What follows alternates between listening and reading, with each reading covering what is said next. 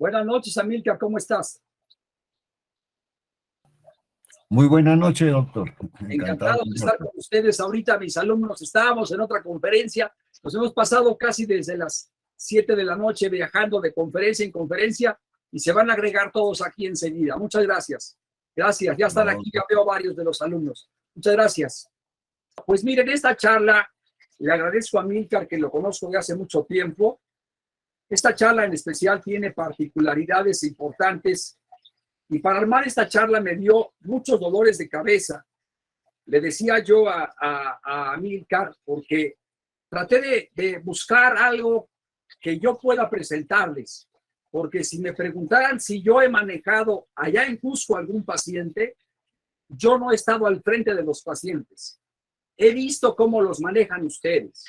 He estado con el doctor Villena, creo que se llama, allá en Cusco, viendo cómo aplicaban y cómo manejaban a sus pacientes. Pero yo nunca he tomado la responsabilidad directa de manejar a un paciente. He estado en otros hospitales, en otros lugares, pero nunca he estado a 4,100 manejando pacientes directamente. Lo que tengo es la experiencia de estar manejando observaciones que he hecho hasta 5,300 metros sobre el nivel del mar en el Chicaltaya con el doctor Gustavo Zubieta, y que he hecho algunos animales en observaciones cuando he tenido la oportunidad de estar manejando a 4,200, creo que están en el alto, más o menos, con los cerdos que he visto cuando les hemos colocado equipos de presión intracraneana. También he estado manejando equipos de oxigenación cerebral en alumnos de algunas de las escuelas en el alto. Entonces, he tenido cierta oportunidad de estar con ustedes para poder estar manejando algunas observaciones, pero no directamente, que yo tenga la responsabilidad de estar manejando los pacientes. Entonces, voy a ver si puedo, ahí ya se quitó. Lo que voy a hacer es describir mi experiencia del monitoreo de la oxigenación cerebral global y local del trauma de cráneo. Pero aquí lo que les quiero repetir otra vez es que quiero irme hacia René Descartes. Primero pienso y luego existo. Eso es muy importante en cuidados intensivos. Y más manejando un paciente con lesiones craneales. ¿Por qué razón?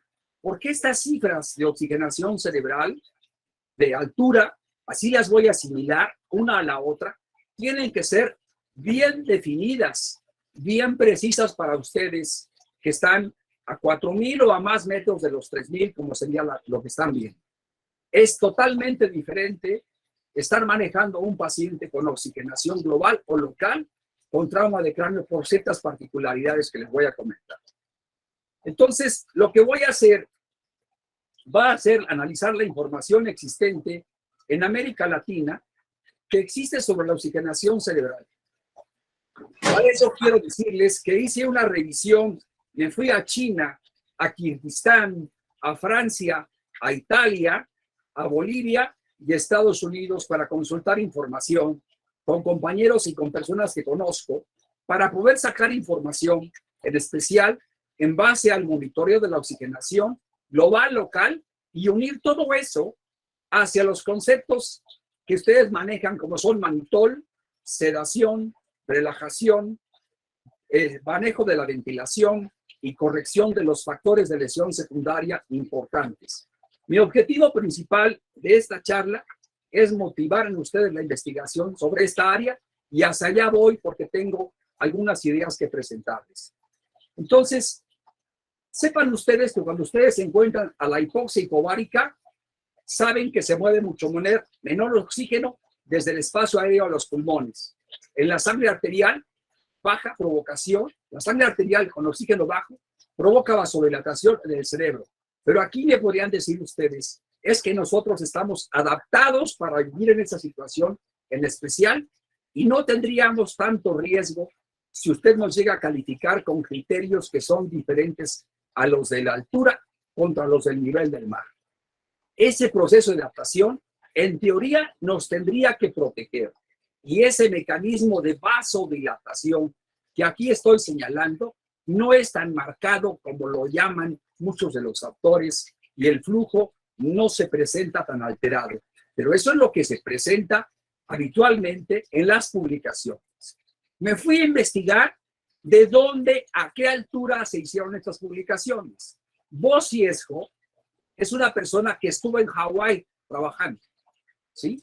El último tiempo de su vida, ¿sí? El tiempo que estuvo, se fue a trabajar a Hawái y allá sacó la información de lo que sería la espectroscopía cercana al infrarrojo. Entonces, pero anteriormente estuvo en otros lugares que también estaban a niveles, digamos, a nivel del mar, en otros sitios. Esos mecanismos que tiene la hipoxia hipovárica y los mecanismos de vasodilatación también son susceptibles a cascadas de lesión secundaria por el trauma del cráneo. Y esos mecanismos son muy comunes, los mecanismos, más no los factores subyacentes. Los mecanismos subyacentes van a terminar finalmente en la provocación de lesiones isquémicas y apoptosis cuando no son cortados a tiempo, independientemente de si se encuentran en la altura o se encuentran a nivel del mar. Pero aquí la situación es que la pregunta es, ¿corren riesgo las personas que están a nivel de la altura por tener una menor, digamos, oxigenación cerebral en su sangre comparada con la del nivel del mar? Sí, esa es la pregunta más importante que tenemos que responder y allá es donde lo tenemos que dirigir. Y les quiero decir aquí en este punto de vista que cuando Randall Chestnut fue a trabajar a Cochabamba, a Bolivia y a Quito, ¿sí? Y a Santa Cruz, la ciudad más alta de todas era Quito. Y no estaba tan alta como se encuentran ustedes en Bolivia. Y eso es importante que lo tengan. O sea que los trabajos de él que publicó no los podemos utilizar como paradigmas para valorar el efecto de la altura en el oxígeno y también en el CO2, que es el otro componente. No obstante, tanto en la altura como a nivel del mar, se produce la lesión isquémica, la apoptosis y la perfusión comprometida. Aquí, el meollo del asunto es saber cuáles son los umbrales en los cuales la hipoxia va a afectar tanto a uno como a otro. Están bien definidos los umbrales para el nivel del mar, pero los umbrales para lesión isquémica asociada, producida por hipoxia, no están totalmente definidos para lo que sería el nivel del mar. Voy a ir primero con el nivel del mar, a donde yo me encontraba. El edificio que ven hasta el fondo fue ahí donde yo estuve, en el 7º piso, en la Universidad de Erasmus de Rotterdam. Ahí sacamos las primeras publicaciones en el mundo para medir la oxigenación tisular cerebral en animales y luego más tarde en humanos. Este gato que tienen ustedes aquí tiene varios electrodos, 1, 2, 3 electrodos, para medir oxigenación cerebral en diferentes sitios. Entonces, la persona que inventó el gasómetro, en el que ustedes utilizan, fue Leland Clark. Leland Clark le llamaban el Henry Ford de las patentes, Henry Ford por el Ford de las patentes de oxígeno. 43 patentes se presentó en el transcurso de su vida. Wolfgang Fleckenstein fue alumno de Leland Clark.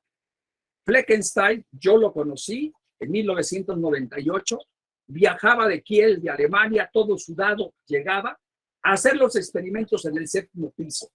En el 7º piso teníamos nosotros animales, había desde caballos, había conejos, cerdos, gatos y los animales que pudieran hacerse para hacer medicina experimental. Y Wolfgang Fleckenstein llegaba con los monitores de oxigenación. Nosotros ya teníamos los animales listos, los cerdos listos o las ratas listas para trabajar. Wolfgang Fleckenstein le entregó a Andrew Mas el primer catéter de oxigenación tisular cerebral que hubo en el mundo. Andrew Mas fue mi jefe.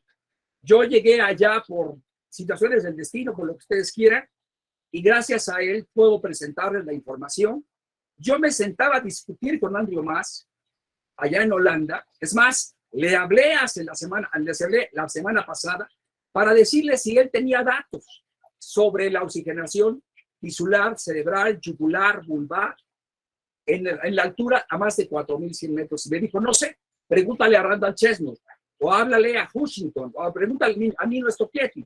Y les hablé a ellos, y no hay datos suficientes para asegurar cuáles son los niveles de oxigenación tisular con los cuales se debe manejar un paciente que tiene que ser monitorizado con la mejor precisión cuando comparamos los datos. Hoy en la mañana le hablé a Alemania para preguntarle al fabricante de los catéteres de oxigenación tisular, Raumedic, y me dijo, no tengo datos, no hay datos para poder hacerlo. Andrew creó también de lo que se llama el Center TDI. El Center TDI Center, el TDI Center es de los estudios más grandes en el mundo que se han hecho, con grandes millones de dólares. Y la gran confianza que les doy en decirles es que él invitó a personas de China. Y las personas de China juntaron 13,000 pacientes sobre trauma de cráneo. Y saben que en China hay alturas. Entonces, les quiero presentar información sobre los riesgos de vivir en la altura y tener un trauma de cráneo. Con esa motivación como introducción, quiero decirles que lo que yo utilicé fue este monitor.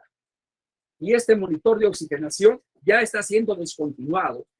Y tiene en la punta un catéter de oro. Y ese catéter de oro tiene plata también. Y esa reacción electrolítica que se produce por el paso de la conexión de del electrodo, que emite una señal en amperes, este aparato, llega el amperímetro, emite la señal y se produce el cambio electrolítico y eso maneja la cantidad de oxígeno que hay. Manejamos aproximadamente cerca de 200 pacientes a los que le colocamos este catéter que iba en la sustancia blanca, como lo están viendo ustedes, y aquí tiene monitoreo de la oxigenación del núcleo de la yugular en forma continua y tiene un capnógrafo, es decir, que teníamos las 3 variables, el monitor local, que sería este, el monitor global que me da la oxigenación y el catéter estaba más o menos 5 días. Alrededor de la zona del cráneo se produce al 5.º día una zona de edema, por lo que el catéter tiene que ser retirado. Igual pasa con los catéteres de presión intracraneana y la difusión de oxígeno ya no va a ser igual de lo que se produce cuando no se monitoriza de esta forma. Este módulo que tenemos aquí sirve para conectarlo directamente a un monitor de cabecera y pasar la información del monitor al monitor de cabecera y medir la oxigenación en el monitor de cabecera. Cuando seguimos viajando dentro del cuerpo, y aquí viene la parte sustantiva fisiológica de los que les quiero hacer ver, en la cual tiene mucho interés Gustavo Zurrieta, que está escuchando. ¿Por qué razón? Porque esta distribución en la presión parcial tisular de oxígeno tiene que ver con las mediciones que se hicieron, han hecho en otras partes del mundo, en el lado arteriolar, en el lado capilar y en el lado venular. Es decir, que hay una curva que va bajando el oxígeno desde la presión muy alta hasta los 2 de la mitocondria, que sería 1 o 2 de la mitocondria, que serían el nivel capilar.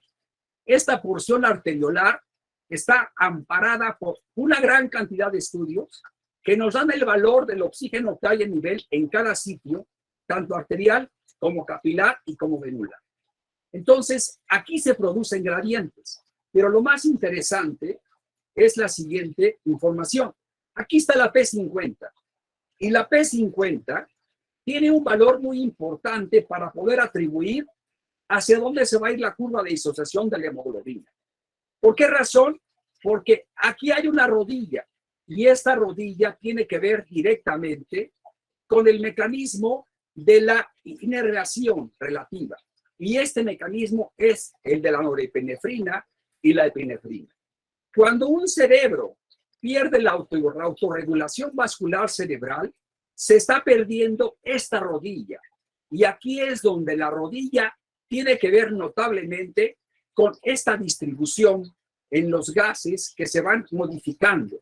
Vean aquí como la porción superior de los gases más altos, que estarían hablando de la rodilla, que no correlaciona directamente con la P50, porque esta está más abajo, esta se está yendo hacia abajo, hacia la porción capilar.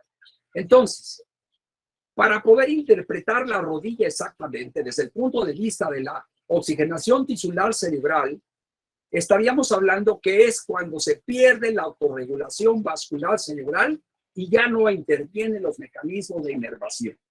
Entonces, este mecanismo de la rodilla es importante para tomarlo en cuenta, porque es ahí donde podemos valorar nosotros, a nivel microscópico, las pruebas de autorregulación vascular que deberíamos hacer nosotros cuando queremos saber si un paciente se encuentra afectado desde el punto de vista de su lesión cerebral. Hasta allá podemos llegar nosotros con la información que tenemos al monitorizar la presión parcial tisular de oxigenación cerebral. Cuando se dio certeza a este monitoreo de la oxigenación cerebral, fue cuando se estudiaron los primeros 83 pacientes y se publicó la información a decir de que si teníamos una presión tisular de oxigenación, la mortalidad sí se incrementaba notablemente cuando está en 5 y 10, y esto va en relación al tiempo. Esto quiere decir que lo que tenemos son pequeños piquitos de todos los pacientes sumados, y que cuando tenemos aquí el transcurso de las horas en el tiempo, la presión tisular de oxigenación va bajando y el riesgo de muerte se incrementa. Entonces, la validación de las técnicas de oxigenación tisular cerebral, desde el punto de vista estadístico y desde el punto de vista fisiológico, pareciera ser útil. Nosotros tenemos una gráfica, y esta gráfica, aquí tenemos un valor, una desviación estándar, el valor medio y el segundo valor. Y aquí ya fueron 100 pacientes. Y lo que se hizo fue sacar en cuánto tiempo podríamos decir nosotros que los valores bajos van a ser útiles y se van a ir corriendo.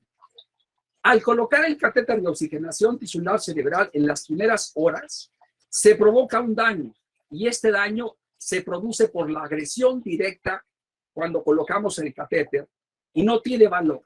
Pero posteriormente se incrementa, y ya aquí a las 6, desde las 12 horas, hablando de las primeras horas, los valores bajos son los que se van a morir y los valores medios son los que sobreviven los pacientes. Entonces, nosotros tenemos aquí un valor de 20.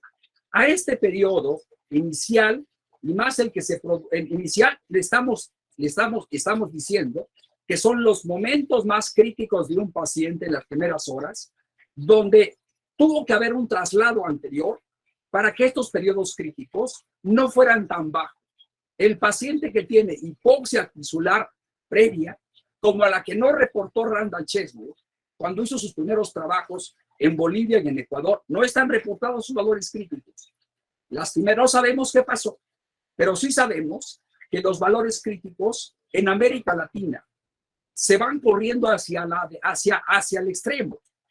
Y este periodo de hipoxia se podría prolongar más tarde, y el valor de oxigenación que tenemos puede ser mucho más bajo de lo que estamos viendo aquí. Estos pacientes fueron atendidos a 9 metros bajo el nivel del mar y no con los valores que podríamos tener a 4.100 metros. La pregunta otra vez es, ¿tiene riesgo el paciente que tiene hipoxia tisular y que se encuentra en las alturas por tener una menor valor de oxigenación? Esa es una pregunta que les voy a hacer repetir marcadamente. No lo sabemos totalmente porque no tenemos valor de oxigenación tisular cerebral en las alturas. Aún no hay valores. Y lo que se está haciendo es llevar los valores. Lo que nos venden las empresas es que los valores del nivel del mar los vamos a usar para la altura. Y eso es un error. Esa parte es muy importante que la tomen en cuenta. Un estudio nuevo que se hizo fue el estudio que se llama Boots, pero yo les puse estudio de las botas por la similitud de las palabras, y observen ustedes que monitorizando la presión intracraneana y la presión tisular de oxigenación es mayor el tiempo que solo medir la presión intracraneana. Es mayor el pronóstico a 6 meses y se va haciendo paulatinamente, ciertamente mayor conforme se van ampliando los colores. Siempre es mucho mayor, mejor monitorizar las dos variables. Me van a decir ustedes, bueno, doctor, no alcanzo ni a tener siquiera un tomógrafo. No puedo tener recursos y usted me está exigiendo que me gaste los $1,000 y pico, $200 que vale el catéter de oxigenación tisular, más los otros 800 o $1,000 que valen la presión intracraneana para manejar a un paciente, si no tengo ni los dos siquiera, ¿cómo voy a manejar con 2 monitores lo que puedo hacer? No lo tengo. Entonces, lo que tenemos que hacer es tratar de evitar al máximo los riesgos de oxigenación, ya que esto me está diciendo que los pacientes con lesiones craneales cerebrales se mejoran cuando monitorizo las 2 variables, ¿sí? Entonces, el resultado primario se logró con una proporción media de tiempo de mejor valor para monitorizar las 2 variables que una sola. Simplemente con esta gráfica les puedo demostrar aquí lo que ocurre. Miren, observen ustedes. Aquí yo tengo la presión tisular de oxigenación. Vean cómo al aspirar secreciones se baja la presión tisular de oxigenación, aumenta la presión arterial media y aumenta la presión de perfusión cerebral por el aumento en la presión intracraneal. Al inicio de la aspiración, al fin de la aspiración. En cambio, cuando oxigeno aceptablemente, no hay esta caída en la oxigenación tisular cerebral. Al oxigenar previamente, cuando aspiro secreciones, se produce un aumento notable en la oxigenación tisular y no se produce el descenso. Todos estos pequeños periodos que sean prolongados en la oxigenación tisular van a deteriorar ominosamente al paciente. Por otro lado, tenemos también nosotros variables de oxigenación venosa yugular de oxígeno. Este catéter es el que está metido, pero más adentro. El catéter debería haberse quedado aquí, en la vértebra cervical, y no hasta acá.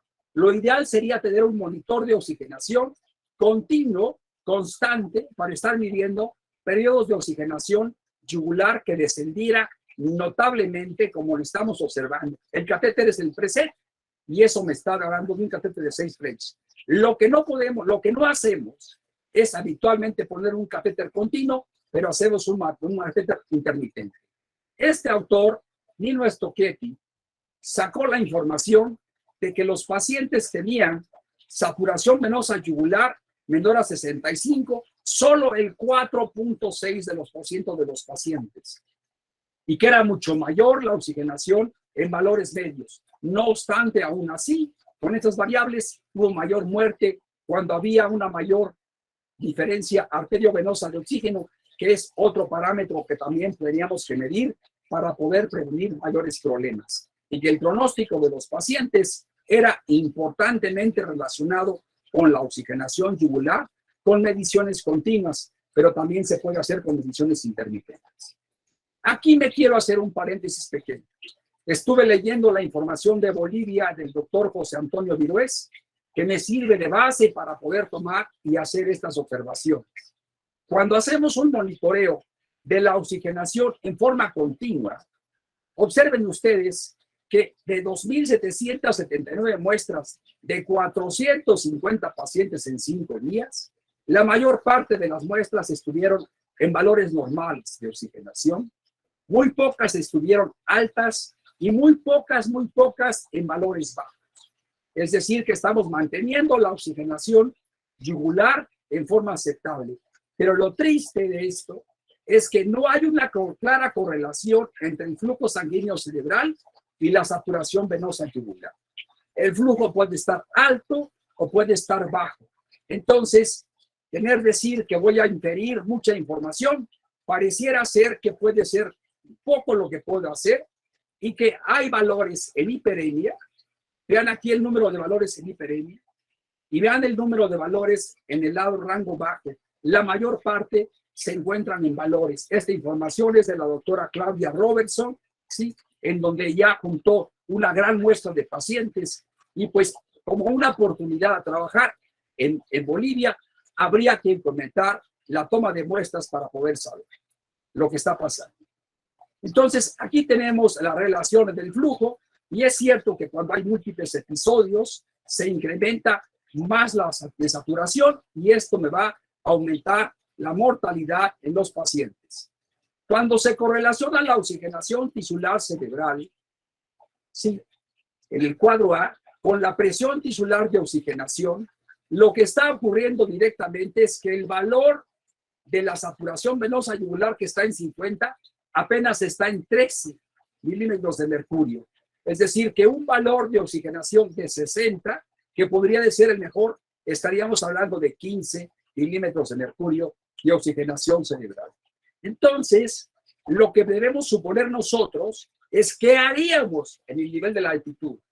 Estaríamos más abajo de esto, por tener valores que no desconocemos. Pudiera ser que estaríamos más abajo. Estos son pacientes con lesiones craneales importantes. Observen ustedes que cuando baja la presión de perfusión cerebral, la presión tisular también tiende a bajar. Entonces, es importante, no obstante, a pesar del valor. Y ya tomando en cuenta uno y otro valor, que cuando se cae la pulsoximetría, aquí tenemos saturaciones en el pulsoxímetro de 53 milímetros de mercurio, la saturación cae hasta 20 y la presión tisular le viene cayendo así. Entonces, queda bien asentado que la hipoxia mata. Esa es la primera. Y que cuando se repiten los periodos de oxigenación, y esto es cuando el paciente no nos llegó al hospital tempranamente, o cuando el paciente se encuentra trasladándose en la ambulancia, que hay periodos de hipoxia.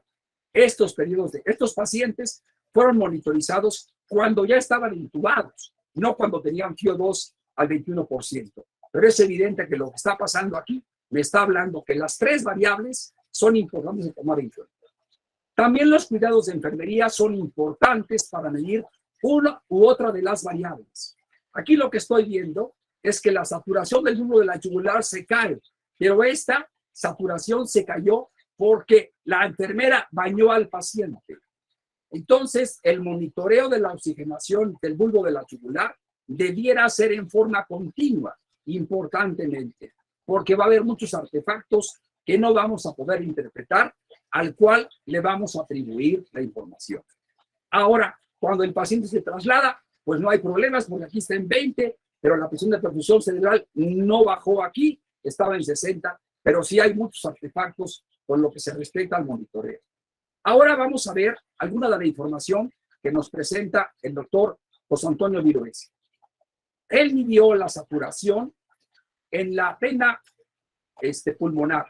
Observen ustedes los valores que tenemos de José Antonio aquí, límite superior en el pH, estamos hablando PaO2 de 43, PCO2 de 32 y 22,5 en lo que tengo del bicarbonato. Y la media fue de 41. Esto es saturación del catéter pulmonar central. Los resultados que él nos presenta son con pocos pacientes, pero aquí tengo una importante información de saturación del bulbo de la yugular de 64, saturación pulsoximetría de 88. Entonces ya tengo valores con los cuales puedo asumir que los valores del bulbo de la yugular son más bajos. Y lo mismo voy a poder asumir con los valores de la oxigenación tisular cerebral. Es decir, que a pesar de esta muestra, y lo que es importante de esta información es que son 18 pacientes supervivientes. Comparémoslos contra los del nivel del mar. Estamos hablando que aquí es de 60 a 75, y por perfusión sería 55, pero pareciera que lo que hay que buscar son valores que sean apreciativamente, sí, el gran número de pacientes para poder sacar una información más sustentable de lo que podríamos tener. Entonces, y ahora, en la ciudad de La Paz, estoy hablando que tengo PCA2 de 30, 28 y 40 a nivel del mar. En lo que estoy hablando de la información de los valores que tengo. Le pedí permiso al doctor Subieta para mostrar su información. Pero, ¿qué ha pasado con el monitoreo del bulbo de la yugular? Esta es una encuesta a 18 centros realizada por el doctor Nino Stocchietti, en donde se ve que progresivamente ya hay menos publicaciones. Sí, casi ya no se publica nada en la relación a la saturación del bulbo de la yugular. Se está dejando de usar notablemente por los valores erróneos que nos está dando. Sin embargo, para nosotros en la altura, sería útil el poder decir e incrementar el tamaño de la muestra que tiene José Antonio Viroes para poder llegar a sacar valores normales, hiperémicos e isquémicos en una muestra significativamente importante.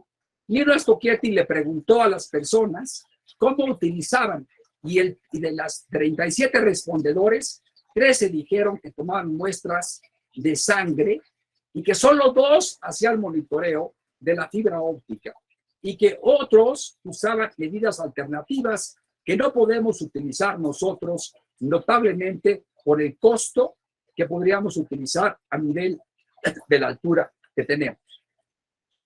Vamos a entrar a otra parte importante.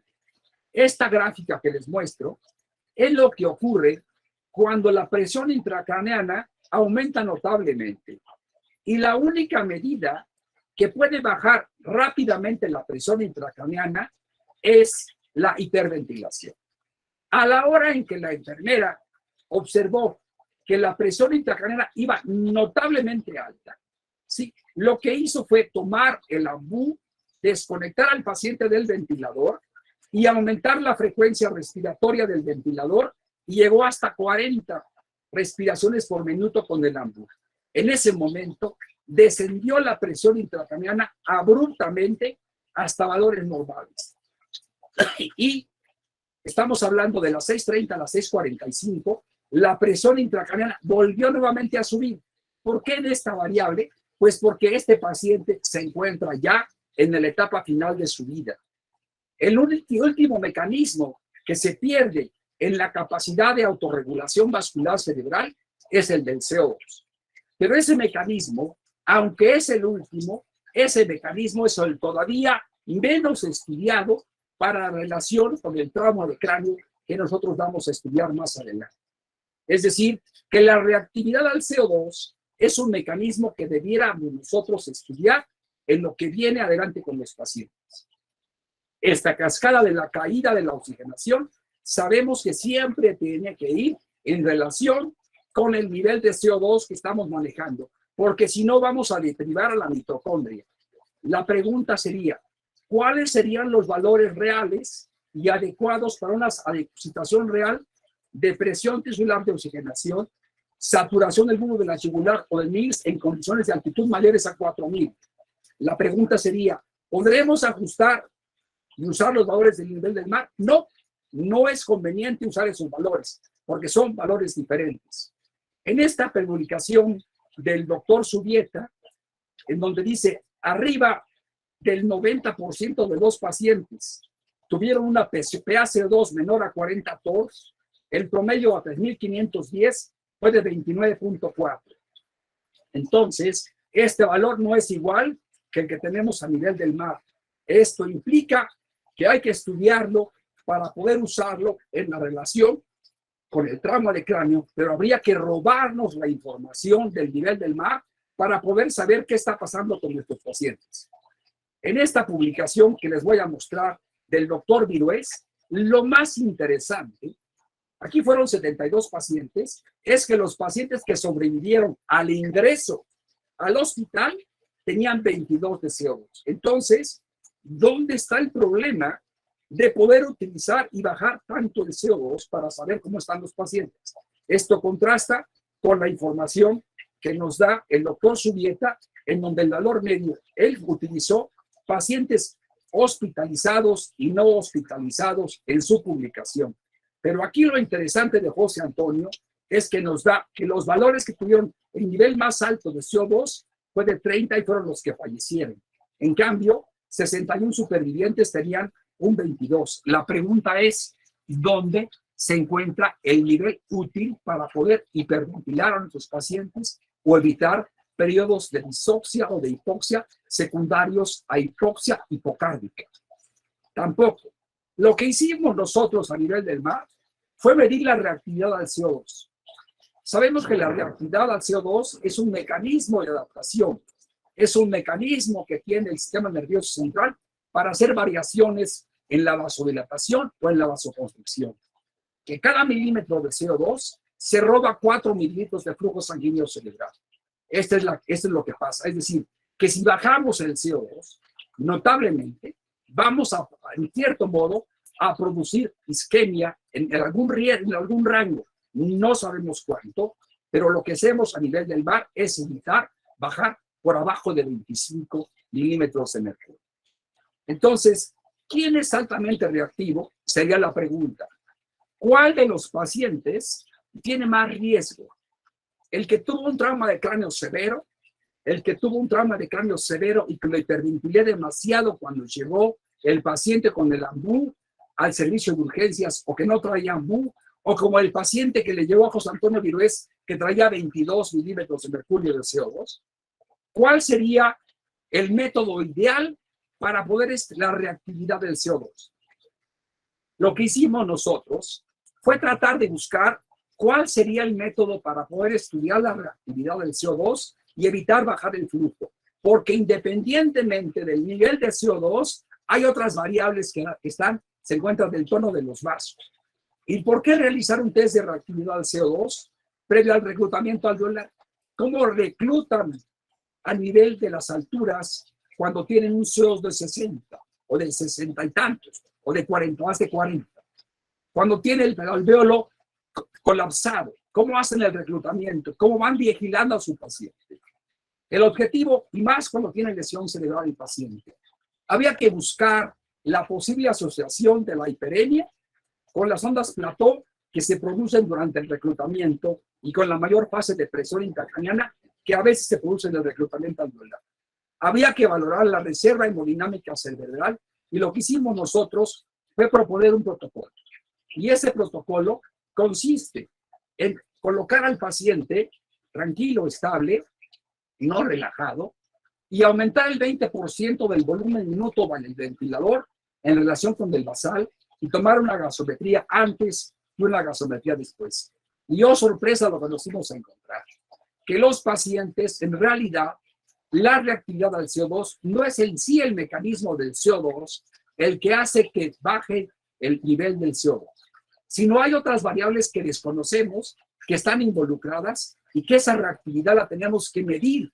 Tenemos que hacer un reto, como hacemos retos con volumen, o retos con norepinefrina para hacer la autorregulación vascular cerebral. Vean, aquí tengo una basal de 35 y después de 10 minutos de aumentar el volumen corriente cambia a 5, pero al segundo día cambia a 4 y luego a 3 y luego a 2. Es decir, que este paciente en 5, si se encontraba en este nivel porque está alto el nivel de CO2, tiene la capacidad. Pero este que está en 29 se va a 4.2, luego 3.2, luego 2 y luego 4.2. Es decir, que este paciente ya tiene un tono vascular mejor, pero no al comienzo del primer día. Entonces, la reactividad al CO2 es una prueba que no se hace habitualmente para manejar a los pacientes. Es decir, que hay que hacer pruebas para saber cuánto es el tono en el cual puede un paciente bajar su CO2. Vean este que está en 40. Cayó a 4 antes y después, a 2. Este paciente es hiperreactor. Entonces, este paciente lo tengo que identificar para no bajar, no hiperventilarlo demasiado porque va a bajar demasiado su CO2. Pero podrían decirme, es que es hiperreactor porque tiene 40. Pero este que tiene 29 se va a 3.5, este a 2.4, luego a 3. Entonces, es importante saber el grado de reactividad que tienen los pacientes antes de manejarlos con hiperventilación. Esto también se puede hacer con el número de la chiquita. Si sabemos nosotros que en las primeras horas del trauma de cráneo, el flujo sanguíneo se encuentra bajo, y más en la primera hora, las primeras horas, las primeras 6 horas, y que este periodo es terrible para los pacientes porque llegan con mucha hipoxemia, tenemos que protegerlos aquí, y que llega posteriormente a 45, a este periodo se le llama overshoot.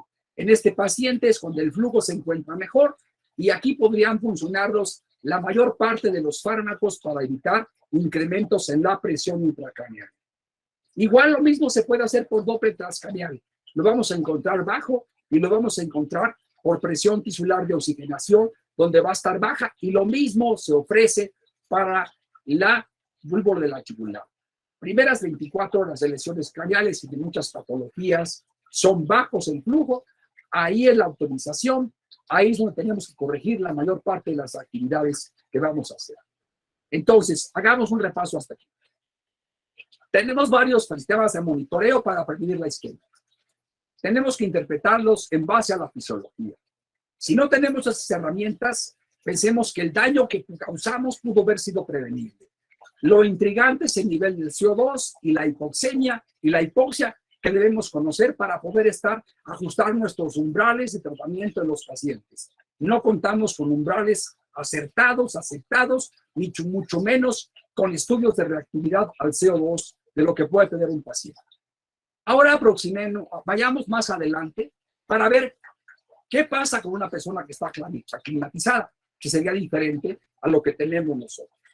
La presión barométrica 760, 253, y aquí estaríamos hablando nosotros 4.200, entre este y 3.000, entre los 3.000 y los 4.000 es donde se encuentra la gran interrogante, porque no tenemos variables, pero pudiéramos empezar a promoverlas para conocerlas.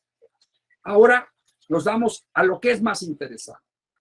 Yo fui a China viajando por el internet y me encontré con lo que me pidió el doctor Randall que estudiara. China tiene porciones muy altas en el Himalaya y aquí está la parte del Himalaya. Estas partes no se estudiaron en el estudio de China. Es el estudio más grande de China que se ha utilizado en pacientes craneales. En cambio, Sichuan, que se encuentra aquí en China, ahorita les voy a enseñar la provincia donde está. Sichuan sí tiene valores altos. Estos valores, estas zonas, no se metieron en el estudio de China, como lo ven, pero las anteriores zonas de China sí se metieron a estudiar. Entonces tomamos estos valores de aquí y nos fuimos a estudiar 13,000 y pico de pacientes que se fueron a estudiar en la información. Y vean la edad, el odds ratio que tenemos para la edad.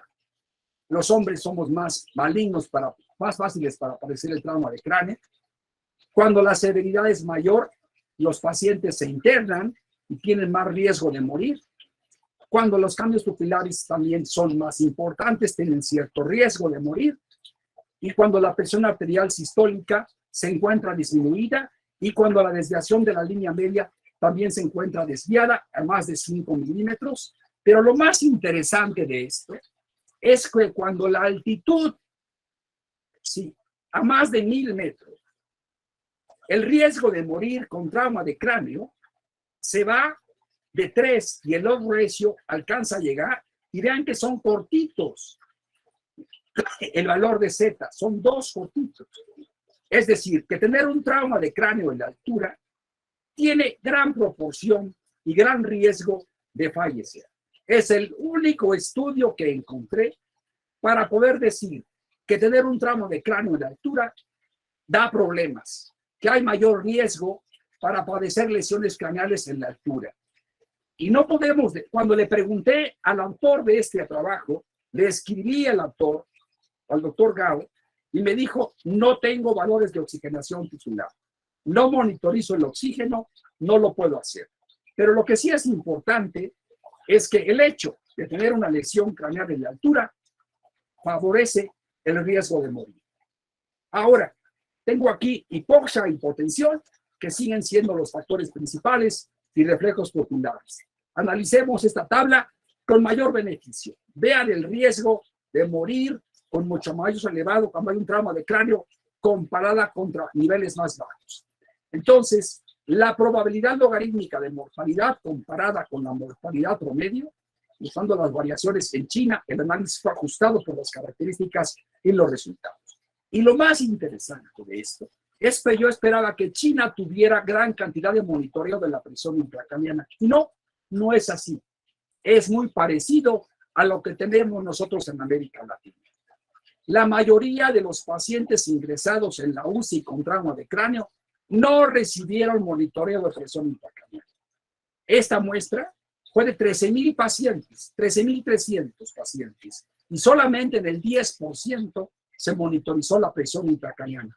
Es decir, que no nos debemos de sentir mal por no monitorizar la presión intracraniana, porque a pesar de que China sea un país con un gran ingreso económico, no están monitorizando la presión intracraniana en forma aceptable.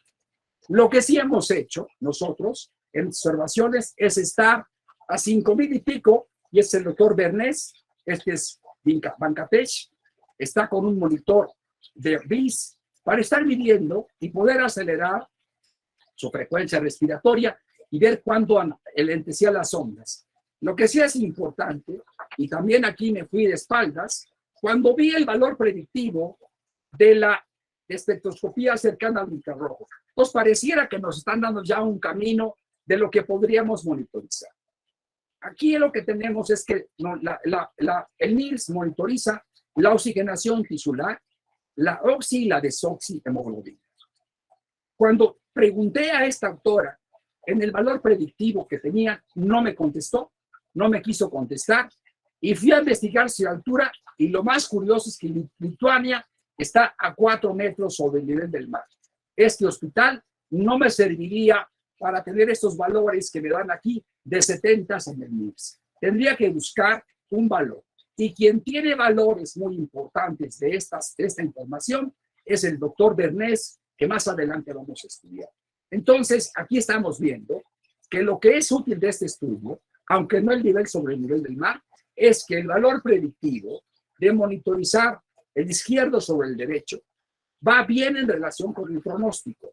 Y son pacientes con lesiones craneales severas, en donde el NIRS le está sirviendo para tener, vean aquí cuándo monitorizó, al llegar a urgencias, después de la craniotomía, después de la primera hora en terapia y después de 24 horas. No hizo un monitoreo continuo, pero con estos datos, el valor predictivo de la información en los pacientes, cuando analizamos este odds ratio, que está hazard ratio, que es la probabilidad, están diciendo que tiene aquí 17.66 de predicción para el trauma de cráneo severo.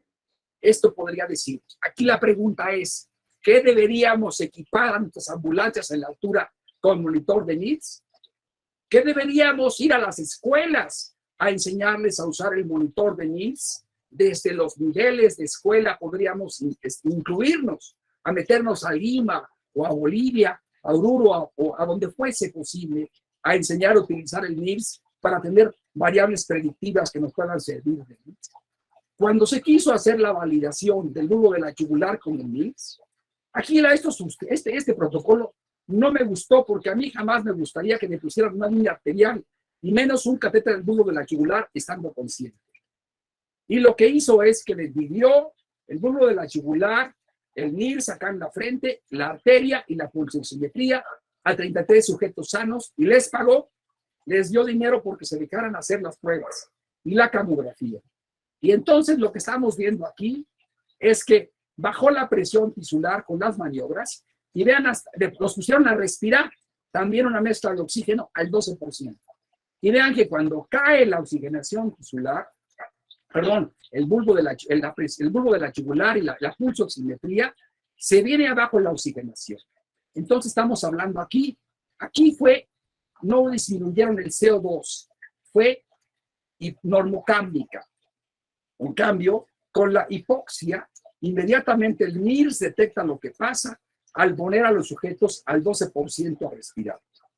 Y cuando hacen el bulbo de la yugular, se dan cuenta que con la normocamia, la pulsioximetría me mata 61, 67 en el primer paso y 49 cuando cuando hay más oxigenación. El bulbo de la yugular me está funcionando de alguna manera, esto es basal, y sigue disminuyendo la oxigenación en el bulbo de la yugular, por lo que una muestra podría sernos útil para poder prevenir más daños. Y cuando hay hipercamia, el evento contrario. Entonces, ya vamos teniendo ciertas variables que nos van orientando hacia dónde deberíamos dirigir nuestra información para poder monitorizar.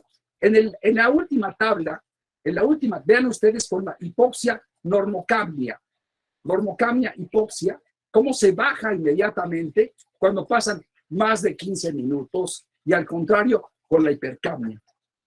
Lo que es más interesante es que quien detecta mejor la oxigenación pues va a ser lógicamente el cerebro y no el músculo. Si se pone un catéter de unas bandas pegosteosas de NIRS al músculo, no me van a dar la información, pero sí me le da la desoxihemoglobina y me la da notablemente la corteza prefrontal. Es mejor monitorizar con NIRS que el músculo. Es más capaz de monitorizar la caída. Ahora, cuando se valida el NIRS contra otras variables, hay muchos rangos de desviación estándar. Pareciera entonces, por la saturación del bulbo de la yugular, no es tan importante monitorizarla de alguna manera. Hay que tener ciertos temores. Lo que quiero decirles es que tenemos que monitorizar adecuadamente a nuestros pacientes para saber. Esto que implica que las determinaciones para ambos parámetros no son concordantes y que las metas que tenemos que buscar tenemos que ser las más confiables. Esta persona que tienen aquí es Randall Chestnut. Somos grandes fraternos, grandes amigos, pero yo lo critiqué por el estudio que hizo a 400, en altitud de la sierra, en Santa Cruz de la Sierra, en Cochabamba y en Quito. La pregunta es, ¿podríamos enseñarles desde las escuelas las posibilidades de la oportunidad de monitorizar NIS y carnografía? ¿Qué es un carnógrafo? ¿Qué es el NIS? ¿Podríamos definir en umbrales? Esta fue la plática que tuve con Randall y me dijo, no, ya no monitorizo yo la oxigenación del bulbo de la yugular. Al máximo lo hago 12 veces al año. Es decir, esta técnica del bulbo de la yugular ya se está abandonando.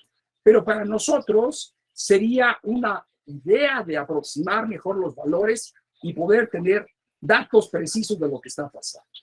En el protocolo habitual de cualquier paciente neurocrítico que nos llega a nuestras urgencias, tenemos el ABC, la terapia básica, la tomografía, definirla, y entramos a ver si la tomografía tiene congestiones, tiene desviaciones, si las tiene o no las tiene. Y lo que usamos nosotros habitualmente es repetir una tomografía, si se incrementa la congestión, y por otro lado, damos manitol cuando no tenemos monitoreo de dos pacientes de presión intracraniana y observamos y esperamos a ver si hay señales de deterioro. Muchas veces algunos dicen, vamos a despertar al paciente, pero no es lo más prudente despertar a un paciente cuando vemos congestivo al paciente o cuando lo acabamos de operar, porque sabemos nosotros que esos pacientes pueden ser hiperreactores. Nunca, en lo habitual, hacemos test de reactividad. Ni con NIRS, ni con bulbo de la yugular, ni con presión tisular de oxigenación. Ni tampoco retamos a los pacientes en relación con su grado de congestión, ni tampoco hacemos ninguna de las tres pruebas, ni levantamos la cama para ver si el flujo está cambiando, ni hacemos pruebas de levantamiento de las piernas para hacer autorregulación vascular cerebral. Esas pruebas son importantes y esas pruebas no se hicieron del protocolo de Randall, no están aquí agregadas. Este sería el protocolo que normalmente avisamos. Nosotros, cuando seguimos la información, es que tenemos mayor neurodeterioro cuando hay caída de 2 puntos en la escala de Glasgow, cuando pierde la reactividad, cuando se aumenta el tamaño de la pupila o cuando hay déficit motor o vemos síndrome de herniación. Es lo que nos vamos y nos empezamos a asustar y vamos a hacer terapias de ajuste, usamos terapia hiperosmolar, ajustamos mayor la sedación, es decir, hacemos un manejo. Muchas veces damos mayores dosis de manitol en los pacientes, llevamos a los pacientes a cirugía, a tomografía y pues a veces colocamos, cuando tiene el ventrículo permeable, lo hacemos algunas veces, sí, pero esto sería una mayor neurodosis de la que estamos haciendo nosotros. En este protocolo que vienen ustedes aquí, de la doctora Chiara Roba, invitó a gente de Latinoamérica.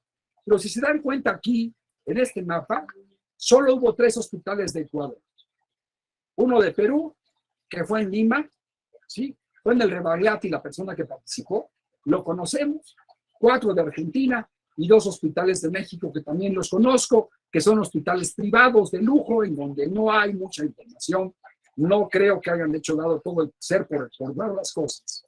4 de Colombia, entonces poca participación de América Latina. El hecho es que fueron, no obstante, 2.395 pacientes de diferentes patologías. Hemorragia subaracnoidea, trauma de cráneo y enfermedad cerebral espontánea hemorrágica.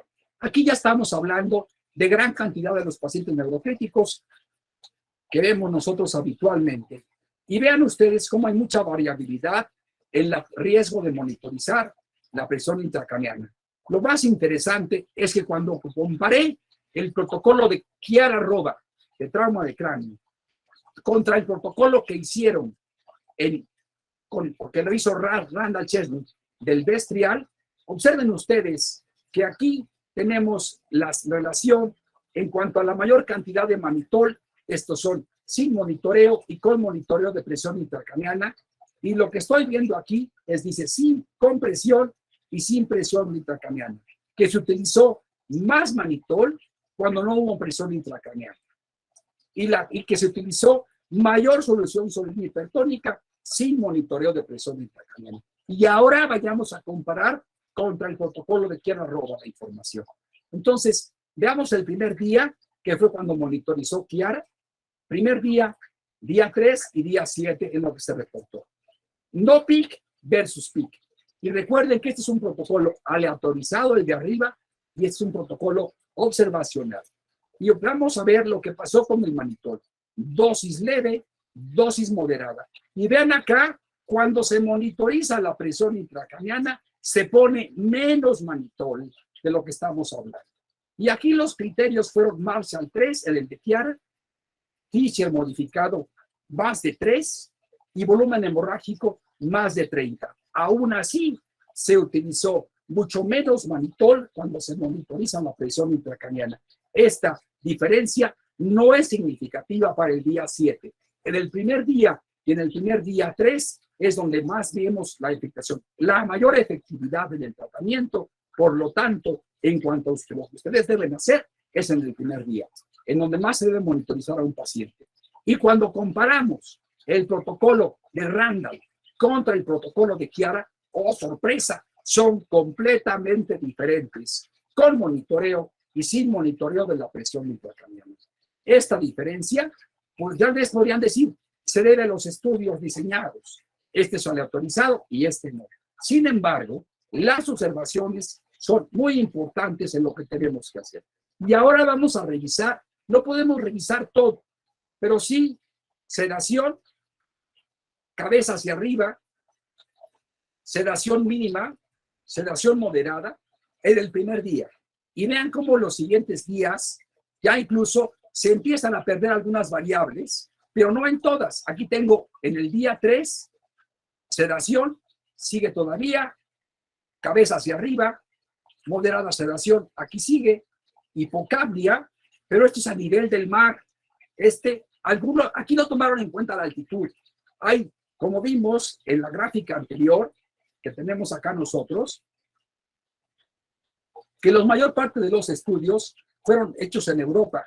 Sí, la mayor parte de los estudios son en Europa y muy pocos, no tenemos datos todavía que me den. Los únicos estudios que tengo, y no tengo mucha información y se las pienso conseguir, será cuando le pregunte a la gente de China que me quieran dar más información para poder hacerlo. Entonces, esta información la encuentran en los estudios de Chiara Rova, donde pueden saber hasta cuándo se hizo hipocapnia. Y vean, de aquí dice extrema hipocapnia 0.53. Entonces, aquí están todas las maniobras que utilizamos nosotros para manejar a los pacientes. Lo interesante de esto, en estas tomografías, es que aquí ven personas que bajan de la altura y que están en 8,000, en los 7,000 metros arriba, y cómo tienen lesiones hemorrágicas atribuidas a la hipoxia. No me van a decir que son personas que subieron sin adaptarse y que bajan desadaptados. Hay también sherpas en lo que están viendo. Esto que ven aquí es el cerebro. Ojalá yo hubiera sido mi cerebro, pero no, eso fue al 12%. Pero es el cerebro que se produce en la hipoxia, y vean cómo cambia la dilatación. Sí, en la FIO2 al 21%, en normoxia en la altura, estamos hablando a más de 4,000, y vean cómo se empieza a congestionar inmediatamente a las 3 horas de hipoxia en pacientes sometidos. La resonancia magnética no miente. Tampoco miente la retina que estamos viendo, los vasos congestivos venosos de lo que estamos viendo, y no son a 5,300. Vean cómo se encuentran los vasos dilatados, la hipoxia directamente. La tasa de mortalidad a los 6 meses para los pacientes de países de altos ingresos, según el estudio de Chiara Rova, aquí llevamos al dinero, fue que aquellos pacientes con ingresos bajos y medianos, La tasa de mortalidad a los 6 meses de todos los pacientes fue similar entre los grupos de 203 pacientes. Tenemos una tasa de mortalidad mayor nosotros que la que tienen ellos. El resultado neurológico desfavorable de 249 pacientes sin monitoreo contra 121 con monitoreo. Es notable la diferencia en lo que estamos hablando. Entonces, al comparar países de bajos ingresos con altos ingresos, es evidente la diferencia en el pronóstico y no depende del monitoreo, sino de lo que ellos llaman facilidades para obtener recursos. En Argentina hubo solo 4 hospitales públicos que quisieron participar. Quiero concluir hasta aquí, decirles que la atención de los cuidados neurocríticos en la altura parece ser tener un riesgo fundamentado en la hipoxia, pero hay un proceso de adaptación que tenemos que estudiar nosotros. Este proceso de adaptación deberíamos estudiarse, pero deberíamos compararlo con valores aceptables para que pudiéramos decir cuánto es la hipoxia que se produce. A lo mejor no hay tanta hipoxia y podríamos estar felices. No, siempre va a haber un mecanismo de apoptosis y de daño que tenemos que estudiar. No tenemos valores reales todavía. El posible riesgo de mayor mortalidad debe estudiarse bajo el análisis estadístico. Debemos aumentar nuestras muestras y poder preguntarle a la información a los centros que rodean, que dicen que tienen un mayor riesgo de mortalidad al tener traumatismo craneoencefálico en la altura. Las observaciones de los umbrales deberán ser sometidas a rigor estadístico. Y la mejor, innovadora respuesta, tal vez inalcanzable, y es lo que porque queremos luchar, es la educación. Muchísimas gracias. Muy agradecido, doctor Carmona. Excelente. Quedamos con varios interrogantes que, como siempre digo, es obligación de nosotros, los que estamos en la altitud, responder. Pero ya usted planteó el camino que debemos seguir. Entonces, siguiendo con con el evento, me gustaría saber si alguien quiere intervenir, por favor. El doctor Gustavo, me parece que claro que sí, doctor Gustavo. Muy buenas noches, doctor Tinoco. Qué gusto estar reunido con todos ustedes. Francamente, he quedado muy impresionado con el trabajo de José Antonio. Yo sé lo duro que ha sido, me ha llamado como unas 200 veces. Bueno, en fin, es pues un tema muy interesante y muy apasionante y de gran trascendencia, y que realmente de alguna forma es una mina de oro para las investigaciones de altura en terapia intensiva a ese nivel y ese grado de oxigenación cerebral. Yo siempre he visto a través de los años que se concluyen cosas respecto a la altura siempre negativas, con los investigadores de nivel del mar particularmente, y después con el tiempo confirmamos que las cosas no habían sido así. Por ejemplo, ¿puede una persona vivir con una PaO2 de 20 milímetros de mercurio? PaO2 de 20 milímetros de mercurio. Pues nosotros hemos tenido casos de pacientes con polieritrocitemia, que se llama poliglobulia, o algunos utilizan el término eritrocitosis, que acuden a nuestro instituto y medíamos la gasometría y estábamos con 22, 23 milímetros de mercurio en la presión PaO2 y no la creíamos. Recalibramos el equipo, retomábamos la muestra y la medíamos. Y estos pacientes toleran extremos muy grandes de hipoxias y vienen caminando. Entonces, por eso yo digo que la tolerancia a la hipoxia es fundamental. Y sería muy interesante que se estudie un poco más nuestra fórmula de tolerancia a la hipoxia, y interesantemente, la forma de la tolerancia a la hipoxia considera como dos factores, que es el CO2 y la hemoglobina. La fórmula de tolerancia a la hipoxia es igual a hemoglobina sobre el PaCO2. Entonces, cuando el PaCO2 es más alto, hay mucho menor tolerancia a la hipoxia en la altura. Entonces, pero en todo caso, el tema es tremendamente extenso y complejo.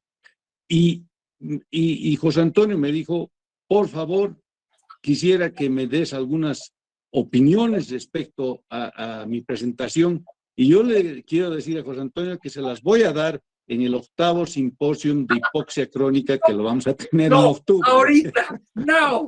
I don't like to wait. Hay cosas tan interesantes que vamos a conversar y no quiero tomar más tiempo porque estoy seguro que los distinguidos colegas peruanos están muy interesados y particularmente porque yo debo aclarar que yo no soy un intensivista, José Antonio, pero los intensivistas del Perú y los bolivianos que trabajan en estas alturas van a tener una excelente opinión al respecto de tu obra. Me permito aumentar algunas cosas más.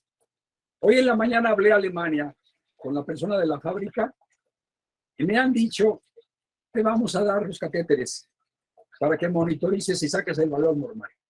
La propuesta es la siguiente. Necesito un paciente que se vaya a operar de tumor cerebral.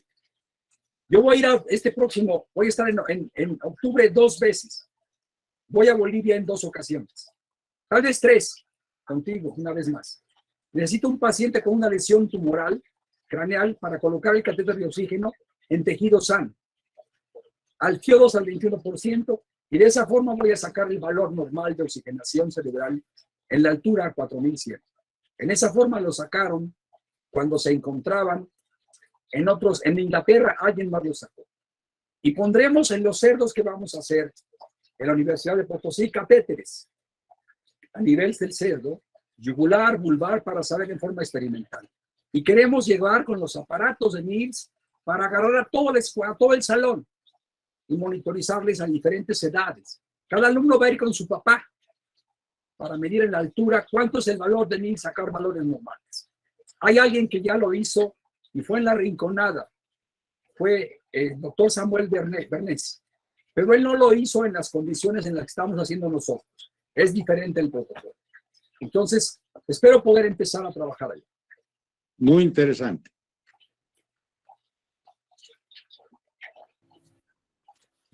¿Algún colega que desee hacer una pregunta al doctor Carmona?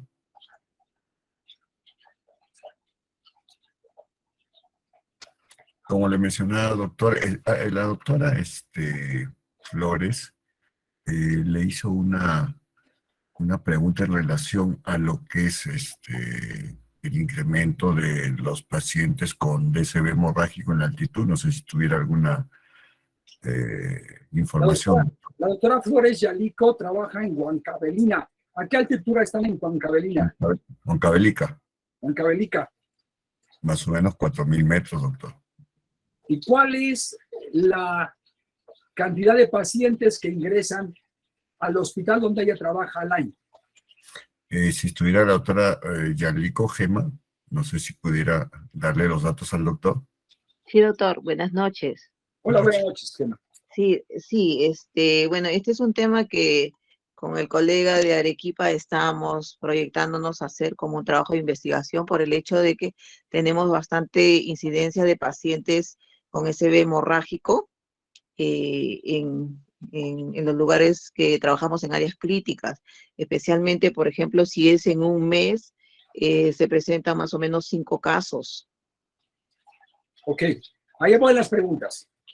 Para estudiar un paciente con lesión hemorrágica, lo primero que tienes que saber es la edad del paciente, el sexo, el perfil lipídico del paciente. ¿Es hipertenso? ¿No es hipertenso? ¿Es obeso? ¿Es diabético?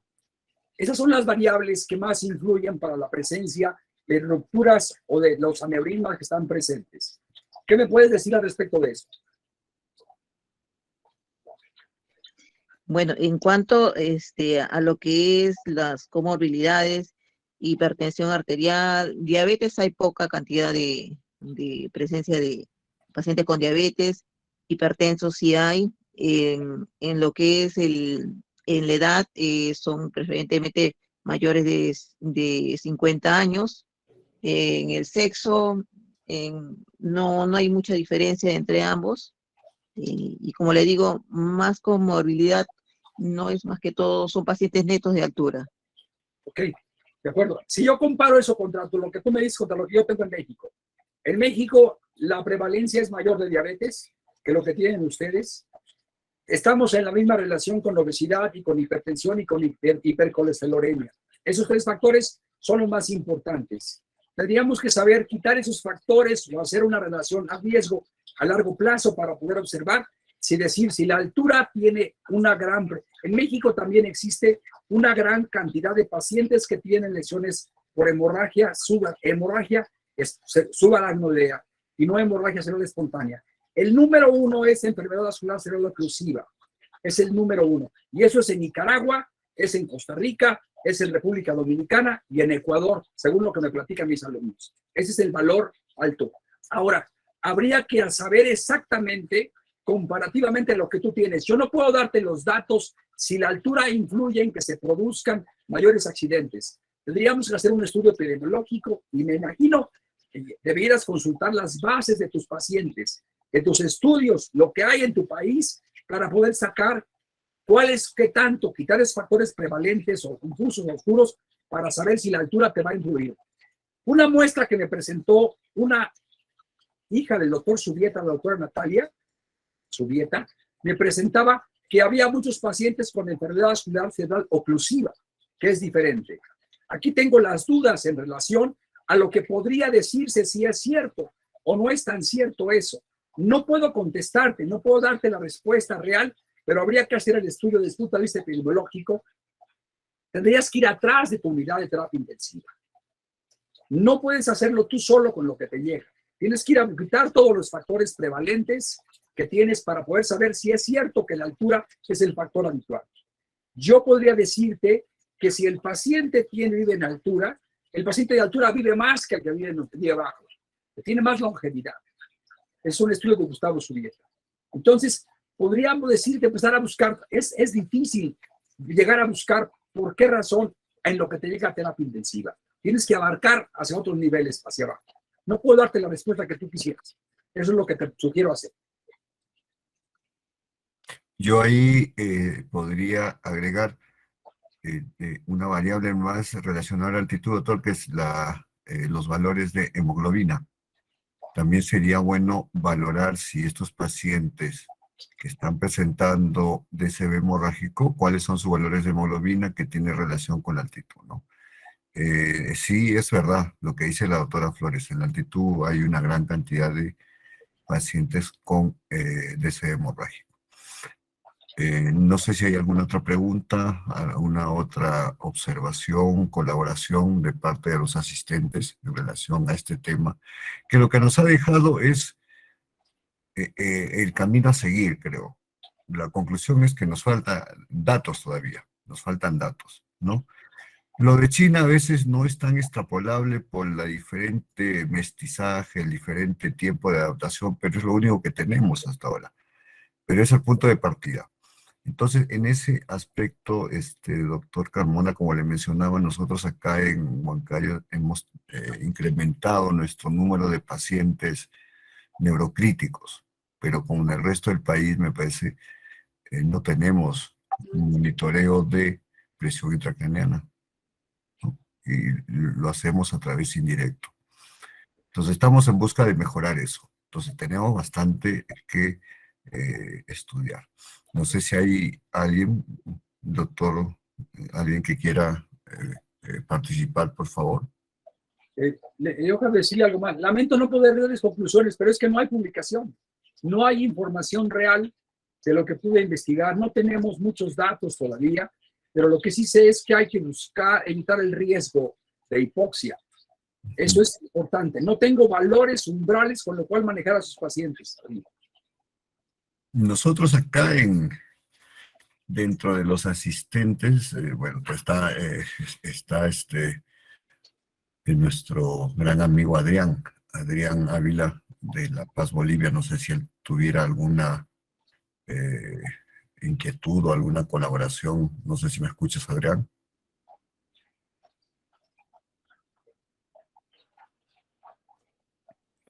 Hola, Amílcar. Sí. ¿Cómo estás, Adrián? Hola, doctor José Antonio, al doctor Subieta y a todos, ¿no?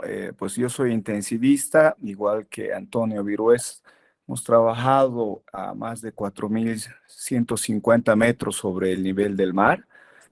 Pues yo trabajo en un hospital polivalente, en un hospital del Alto, precisamente a la misma altitud que Antonio. Sin duda nos falta mucho, ¿no? Tener los datos para el monitoreo a nivel cerebral. Sí, nosotros utilizamos bastante algunos protocolos que los tratamos de extrapolar a nuestra realidad. Y obviamente basándonos, ¿no es cierto?, en los parámetros que no solo lo ha hecho Antonio, sino colegas como el doctor Vera. Amílcar también sacó artículos muy interesantes de revisiones sobre los gases a nivel arterial. Y sin duda, de acuerdo a la altitud en la que uno se encuentra, pues se debe manejar. El gran problema que nosotros tenemos es que no estamos o queremos siempre en algunos casos manejar los protocolos que están a nivel del mar, ¿no? Los valores que ya están publicados. Y este es el error que muchos de los residentes o los estudiantes lo hacen, porque valores a nivel de la altitud no se publican. Como dice Amílcar, es un gran trabajo que se está empezando a hacer. Estamos ya trabajando desde la federación de la FEPIMTI para empezar a trabajar. Primero, uno de los proyectos es la caracterización de las unidades de terapia intensiva a muy alta altitud, ¿no? Estratificar cómo realmente manejamos este tipo de pacientes. Y pues para finalizar mi intervención, yo estoy muy de acuerdo con el doctor, con sus conclusiones.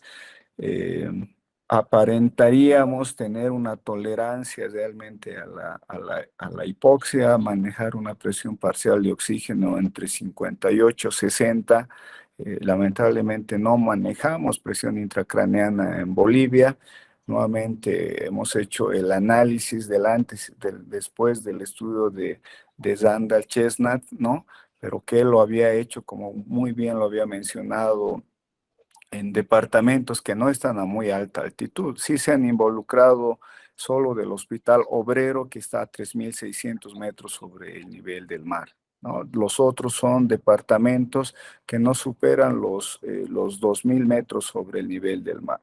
Habíamos preguntado si seguimos manejando o cómo están monitorizando al paciente neurocrítico, y es la misma respuesta, ¿no?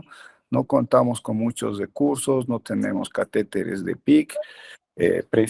Peor, golfo de la yugular en algunos casos se hace, y la PTO2 no medimos en la altitud. Entonces sería muy interesante que el doctor Carmona, cuando venga, pues nosotros vamos a estar encantados de apoyarlo, porque nosotros somos los más interesados en por lo menos conocer nuestros valores, ¿no? Solo para comentarles esa situación. Muchas gracias, Amílcar, doctor Carmona, doctor Zúñiga. Adrián, muchas Y a gracias. todos. Adrián, muchísimo gusto en conocerte. ¿Dónde estás, Adrián? ¿En qué lugar estás? Yo en la ciudad de La Paz, Estás en La Paz. pero Sí. bueno, yo he nacido y crecido en la ciudad del Alto, a 4.150 metros sobre el nivel del mar, pero trabajo en un hospital de esas características. Le pedí a Adolfo Vázquez que me diera datos. Adolfo no me alcanzó a dar los datos, no los pudo terminar de juntar, porque quería juntarnos a todos ustedes que están allá. Pues a ver, nos juntamos, vamos a hacer una pequeña comida, que es empezar a conocernos, y ya estaremos por allá con el doctor Subieta, iremos por allá también. Ya estaremos por allá próximamente. Gracias, los veremos. Gracias. Doctor Carmona, en relación a lo que dijo Adrián, algún dato ahí. Los valores de CO2 en la altitud en promedio, ¿no?, están en 30. Así el es. valor normal de la persona sana, y así vimos en la altitud, un PaCO2 de 30. ¿Cómo, y usted mencionó que a nivel del mar la reactividad para que no haya daño hasta 25? ¿Cómo podría ser la altitud o qué hipótesis podríamos plantear ahí? Yo tengo yo vi el estudio de Antonio Virués y me llamó la atención que tenía 22 de CO2 y fueron los sobrevivientes, que así le llegaron los pacientes. Yo lo que propondría primero es tomar los estudios de base de ustedes. Tú sabes si esos valores de CO2 están corregidos para la edad. Generalmente son en pacientes sanos jóvenes, ¿no? Entre máximo 20 a 30 años. Ok, ya tenemos nuestra muestra. ¿Cuántos son? Bueno, hay diversos estudios, doctor. Yo tengo el de Gustavo, que tuvo 2000 y pico. Nos quedamos con el valor de 30 para pacientes jóvenes. Ok, es lo que tenemos. Claro. Ahora, ¿qué hacer para poder sacar reactividad al CO2? Sí, primero hay que hacer una muestra normal del paciente sano. No les voy a tomar muestra de gases arteriales. Les vamos a colocar una banda de LIRS, se las pegamos, los ponemos a respirar. Bueno, yo te voy a decir lo que yo hice cuando estaba en Cusco. Sí, estuvimos. Claro que sí. Subí a Cusco, tú te fijaste, me puse el aparato y me sentí mareado. Yo no estaba adaptado. Es diferente el que no está adaptado del que está adaptado. Sí, ahí estuvimos. Entonces, hacemos ejercicio con el LIRS, sacamos, hacemos pruebas, les hacemos pruebas de alguna forma de dinámicas y sacamos qué pasa, hasta cuánto baja lo que tenemos. Esos valores los vamos a comparar después contra valores de pacientes con lesiones craneales. Y vamos a ver hasta cuánto baja haciendo maniobras. Y luego haremos valores en las pacientes craneales y hacemos la misma muestra. Les tomamos el LIRS, le ponemos el yugular, que es lo más sencillo. Tomamos una muestra antes y después y sacamos el grado de reactividad. Y vamos a ver quién es más hiperreactor. El que es más hiperreactor es el que tiene más riesgo de hipoxia, porque baja muchísimo. Y le ponemos la medición y monitorizamos los dos. Es la única forma de saber quién es hiperreactor. No hay otra forma. Perfecto. Hay que probarlos. Ese es el estudio. Perfecto. Tenemos en la sala también al presidente de la SUPEMI, doctor Lescano. A ver, Lescano, encantado de escucharlo. ¿Cómo están? ¿Qué tal? Buenas noches con todos. Justo, Carlos. Hola, ¿cómo está, doctor Carmona? Amílcar, Adrián, todos los que nos están acompañando de acá en el Perú y fuera del país. Siempre es interesante escuchar todos estos conceptos que manejan ustedes a nivel de altitud, ¿no?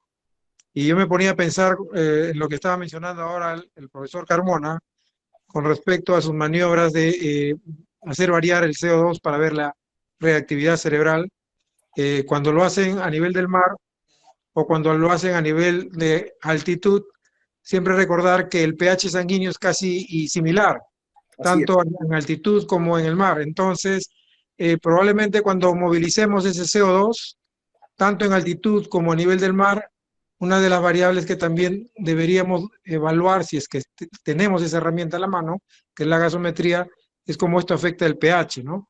Y ese pH, cómo se correlaciona con estas respuestas de reactividad que ha detallado el profesor Carmona, ¿no? Creo que esa justo es una de las preguntas que yo me estaba... Se perdió el sonido.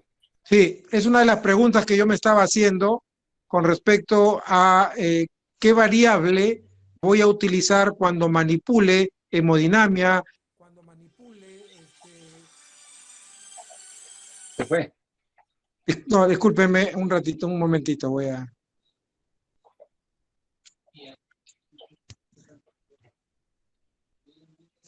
Ya, no sé si me están escuchando nuevamente. Sí, te escuchamos. Sí, me refería a cuál es la variable más importante que yo debo de tener en cuenta desde el punto de vista cerebral en el paciente neurocrítico cuando nosotros estamos manipulando la parte hemodinámica en el paciente crítico, cuando estamos manipulando la ventilación mecánica del paciente crítico, porque a veces nos empecinamos en estas variables iniciales o variables intermedias que por tratar de normalizarlas o peor aún si lo queremos llevar a valores suprafisiológicos, terminamos comprometiendo la llegada del oxígeno al órgano final, y el más noble de los órganos es el cerebro, ¿no? Sí. Entonces, algunos que no tienen el concepto completo pueden basarse en solamente valores de presión, valores de presión de oxígeno, en otras variables de la macrocirculación, o inclusive tratar de manipular el ventilador mecánico para mejorar la oxigenación sin tener el concepto de que puedo deteriorar la parte hemodinámica y al final la presión tisular de oxígeno cerebral podría verse con alguna de estas maniobras, ¿no? Así es. Así es cierto, Carlos. Yo el test que hice, lo hice en condiciones estables, los pacientes normotensos, algunos pacientes tenían norepinefrina, no modificamos las variables hemodinámicas para nada, lo hicimos normal. Ya hay ahora monitores de variabilidad del pulso, ya se puede monitorizar la presión arterial en forma con el dedo, o sea, se puede hacer, pero el hecho es que no empecinarse en modificar el ritmo de ventilación, bastan el 10% del volumen corriente, el 20% del volumen corriente para hacer la prueba, no tiene por qué hacerse más grave. Ahí la otra variable, Doc, el volumen corriente de la población de altitud es mayor. Si El nosotros, volumen corriente, como tenemos tórax más ancho, ¿a cómo lo programas? ¿A 4 por kilo o a 6 por kilo? estamos a 6, pero a veces vemos que eso es insuficiente, ¿no? Como le digo, el poblador nativo, los diversos estudios muestran que los volúmenes corrientes del poblador nativo de altitud es mucho más amplio, ¿no? ¿Y eso cómo lava el CO2, Amílcar? Eso es lo que tenemos que... ¿Cómo va a lavar el CO2 si vas a empezar a hacer reactividad? Tienes que utilizar el volumen corriente más posible, fisiológico. Si lo Exacto. aumentas, vas a lavar el CO2 forzosamente. Hay una pregunta que me hizo muy interesante Alfredo Merino ahorita y que se la voy a contestar. Ese cambio, ese parámetro que publicó Mazarri Way de medir la delta de CO2, ¿sí? Es muy interesante. Se tiene que reformular completamente la altura. Estamos erróneos en que la diferencia de 5 es suficiente. Se tiene que cambiar totalmente. El hecho de tratar de pensar que 5 de diferencia de CO2 son suficientes para tener datos del esquema del paciente, tiene que cambiarse. Hay que pensarlo de otra manera. También se tiene que reformular. La Alfredo, diferencia de bulbo yugular de CO2 también se tiene que cambiar. El objetivo es pensar. El hecho de que me hayan dicho a mí, no tengo valores los empresarios de los equipos de oxígeno, no hay valores de CO2, no hay valores de oxígeno en la altura para medir, háganlos. Vaya a ver, voy a pedir dinero para hacer los valores. No sé qué vaya a pasar. ahí Alfredo Merino, no sé si me escucha, doctor Merino. Ya le contesté a Alfredo. Sí, Alfredo trabaja en Huaraz. Así es, y ya lo conozco. ¿No? Entonces, no sé si quisiera ampliar la pregunta. Sí, ¿cómo estás, José Antonio? Hola, Alfredo, un gusto en verte. Sí, justo comentarte sobre eso, ¿no? Porque a veces hay algunos parámetros que ya están, sobre todo los más jóvenes, vienen en el tema de que el delta de CO2 va a variar, entonces el paciente tiene alteración hemodinámica y sobre todo en el paciente neurocrítico, ¿no? Entonces eso en la altura va a ir cambiando, como en cada situación en altura se debe adaptar tanto al nivel de altura donde estás y a las características propias del paciente, ¿no? Sobre todo si es nativo o si en Huaraz hay mucha minera, hay mucho paciente que viene sobre el nivel del mar y va a trabajar a altura. Sube y baja. Así es, son peores de estudiar. Gracias, Alfredo. Gracias, No Alfredo. sé si algún otro comentario. Bueno, hoy tenemos presencia de Cusco, también estoy viendo, no sé si alguien quiere intervenir. Doctor Villena, lo vi ahí. Ahí está el doctor Villela. Saludarlo al doctor Villena, aprovechar, ¿no? Y si puede colaborar, o Jemis Cáceres quiere intervenir. Claro que sí, doctor Cáceres, un gusto tenerlo. Rita, buenas noches y agradezco mucho la intervención y los aportes que nos ha dado justamente el doctor Carmona. Entonces, nosotros somos colegas que acá en Cusco que trabajamos a 3.300 metros sobre el nivel del mar y tenemos, y las dudas siempre se han dado en relación pues al CO2 y a la presión parcial de oxígeno, como siempre ha habido, y estudiar y no sacar conclusiones de los pocos estudios que tenemos, creo que también sería un poquito mezquino, ¿no? Acá en Cusco ya se han hecho estudios de gasometría arterial y de las respuestas de la gasometría, la gasometría arterial principalmente, y en gasometría arterial el CO2 estándar con desviación de 2 puntos, de desviación de dos derivaciones en 2 puntos, la derivación estándar es de 30 a 32, por lo tanto sería de 28 a 32. Y la presión parcial de oxígeno está entre 40 a 60. Entonces, nuestra duda, nosotros que siempre teníamos, y lo que enseñamos a los residentes acá en Cusco, al menos en el Hospital Lorena, enseñamos que el CO2 que deberíamos mantener es el más fisiológico posible para la altura en estos pacientes. Porque ese CO2, si nosotros modificaríamos, por ejemplo, teniendo si es que nosotros tratábamos de llevar a 35 o 40 como a nivel del mar, el bicarbonato no va a estar adaptado para ese momento y vamos a tener que esperar hasta inclusive 3 días para que el bicarbonato se compense. Y nosotros podemos realizar inclusive, podemos producir inclusive alcalosis o acidosis respiratorias. Un ejemplo, por ejemplo, el día de hoy me tuve con un paciente con pH de 7.25, neurocrítico, con test grave, posoperado, pH 7.25, el CO2 que tenía era de 35 y el bicarbonato que tenía era de 17. Entonces, el CO2 que tenía que tener en ese paciente era de 30 aproximadamente. Entonces, ¿qué es lo que comentamos a los residentes? Es eso, o sea, el CO2 más fisiológico posible en el contexto de un paciente neurocrítico para mantener un pH dentro de valores estándar. Claro, no irnos necesariamente a la alcalosis. Por lo tanto, lo que hacemos en Cusco, principalmente en el Hospital Lorena, donde he tenido más experiencia acerca de los pacientes en TEC, es pues mantener un CO2 dentro de los valores de un promedio de 30 aproximadamente, para mantener un bicarbonato de 21, un pH de 7.35 a 7.45. Y creo que también coincide con el estudio que usted mostró, doctor Carmona, en donde el CO2 que tenían los supervivientes era de 26, me parece, y tenía un pH de 7.4, a diferencia de los que habían muerto más, en donde el CO2 era un poco más incrementado con un pH de 7.35, que probablemente esté condicionado por otros valores. Por lo tanto, acá, por ejemplo, en Cusco ya estamos manejando unos valores de CO2 aproximadamente de 30 a 32. Y en relación a la presión parcial de oxígeno, la presión parcial de oxígeno varía bastante a medida que sube la altura.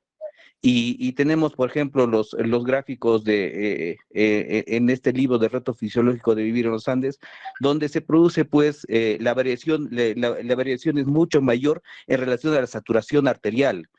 Y que nosotros tomamos más en cuenta antes que la presión parcial de oxígeno, que aproximadamente pues es el oxígeno disuelto en un menor porcentaje, la saturación arterial de oxígeno.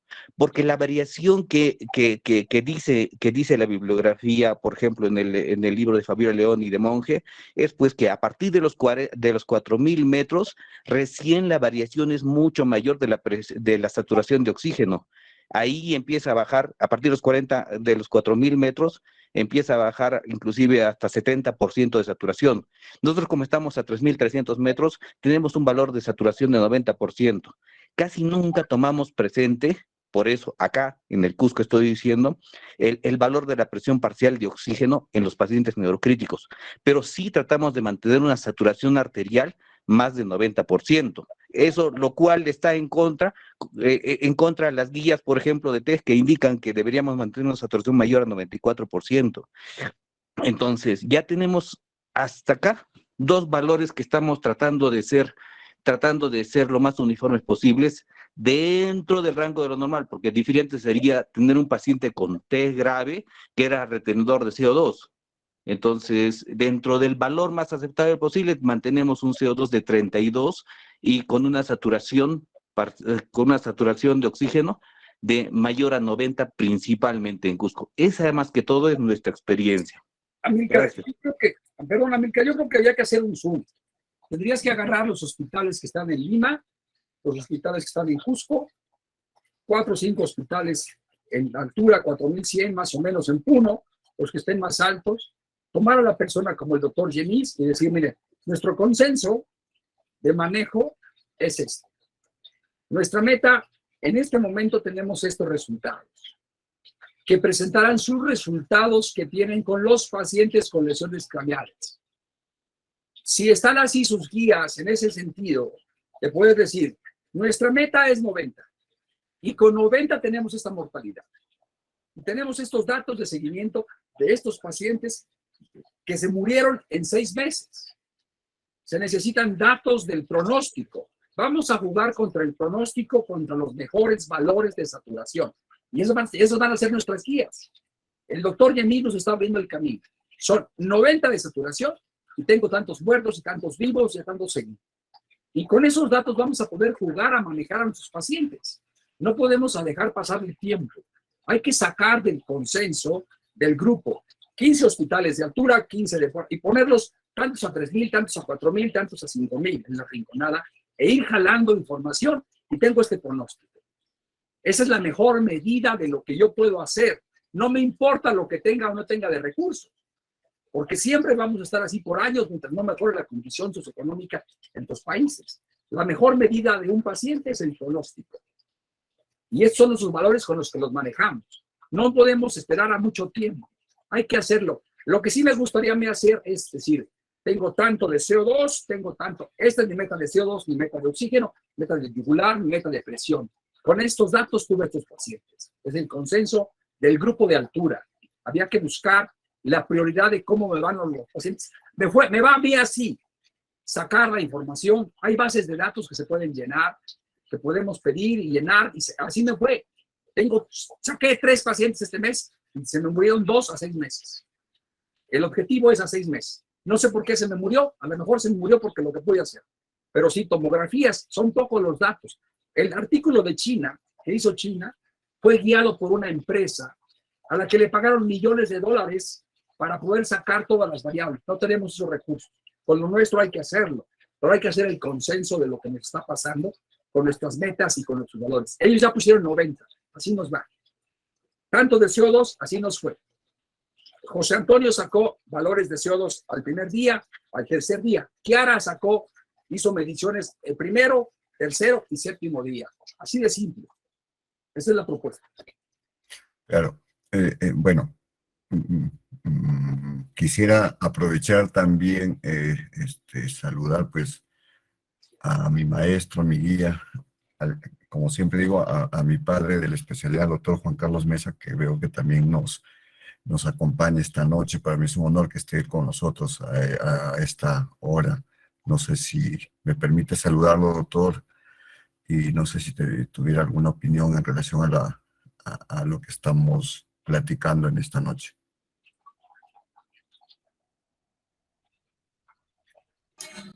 Muchas gracias, Amílcar, por tus palabras y tu gentileza. Y bueno, definitivamente el mundo en la altura y la medicina intensiva en especial tiene características muy propias, y en el campo de los pacientes neurocríticos todavía hay mucho por investigar, ¿no? Son muy interesantes, sobre todo los estudios que nos está mostrando el doctor Carmona y la experiencia de los intensivistas que trabajan en altura.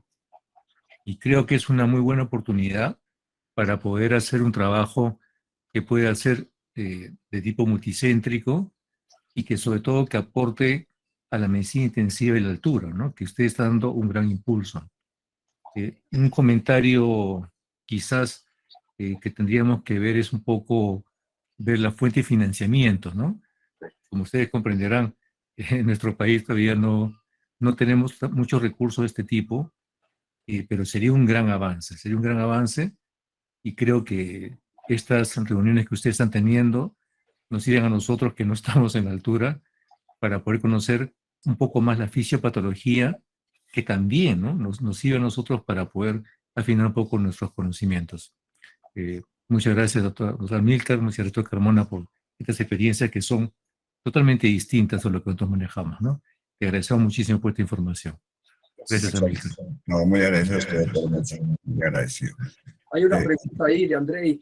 Andrei está en México Sí, Él es sí, intensivista pediatra. le damos pase al doctor Andrei Bruno. Buenas noches. Soy el doctor Andrei Bruno Melgar, soy alumno del doctor Carmona en Neurocrítico. Soy intensivista cardiovascular pediatra. Yo soy boliviano.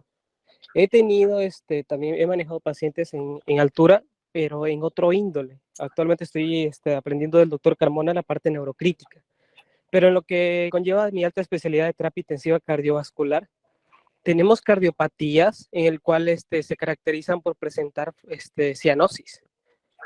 Son las cardiopatías cianógenas. Y lo que hemos descubierto nosotros mediante investigaciones en la parte cardiovascular es que no es tanto no es para mantener un adecuado perfusión orgánica neuronal y una adecuada respuesta orgánica, no era tanta la presión de oxígeno ni la saturación arterial que lo que le estamos dando, sino más bien los otros parámetros, que eran la saturación venosa central, en el caso del cerebro, pues la saturación del bulbo de la yugular, y el delta de CO2 como marcadores de protección celular, ya que nuestros pacientes tenían saturaciones de 60, 50%, y tenían adaptaciones como el incremento del DG6 y mayor capacidad para poder soltar el oxígeno en situaciones de hipoxia, y las células con mayor adaptabilidad para poder sobrevivir a un estado de hipoxia constante, que pues es el mismo mecanismo del cual las personas que viven en las alturas pues han estado adaptando,